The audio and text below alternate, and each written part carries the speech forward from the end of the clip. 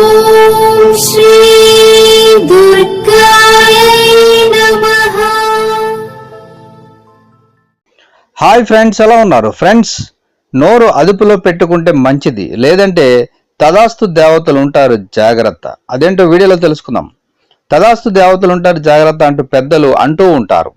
అది ముమ్మాటికి నిజమే. ముఖ్యంగా సంధ్యావేళల్లో జాగ్రత్తగా మాట్లాడాలని పెద్దలు చెబుతూ ఉంటారు. సాధారణంగా ఒకరికి చెడు జరగాలనుకోవడం లేదా మనకు చెడు జరుగుతుందేమో అని భయపడడం వల్ల తదాస్తు దేవతల ప్రభావంతో అది ఫలిస్తుందని ఆధ్యాత్మిక పండితులు అంటున్నారు. మన మనసు మంచినే ఆశిస్తే అదే జరుగుతుంది. కీడును తలిస్తే కీడే జరిగి తీరుతుంది. ఇబ్బందులు తప్పవు. అందుకే మంచినే తలుచుకుంటే మనందరికీ మంచివే జరుగుతాయి. తదాస్తు దేవతలు ఆశీర్వదిస్తారు. ఇక తదాస్తు దేవతలు సాయం సంధ్య వేళల్లో సంచరిస్తుంటారని ప్రతీతి.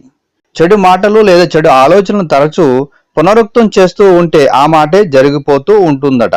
ఈ తదాస్తు అనేది స్వయ విషయంలోనే వర్తిస్తూ ఉంది. మనిషి తన ధర్మానికి విరుద్ధంగా ఏ మాట మాట్లాడకూడదని అలా అనుకుంటే దేవతలు తదాస్తు అని అంటారు. దీంతో జరగాల్సిందంతా జరిగిపోతుంది. అందుకే నెగిటివ్గా మనలో మనం ఆలోచించే యోచనలు సైతం ఒక్కోసారి జరిగిపోతూ ఉంటాయి. ధనం ఉండి కూడా తరచు డబ్బు లేదు లేదు అని పలుమార్లు చెప్తూ ఉంటే నిజంగానే లేకుండా పోతుంది. ఆరోగ్యం బాగుండి కూడా అనారోగ్యంతో ఉన్నామని తరచూ నటిస్తూ అనారోగ్యం ప్రాప్తిస్తుంది.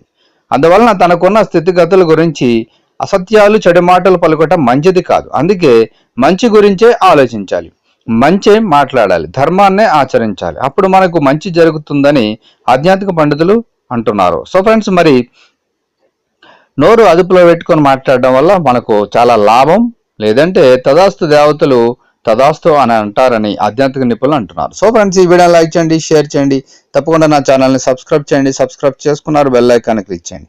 Thank you for watching friends.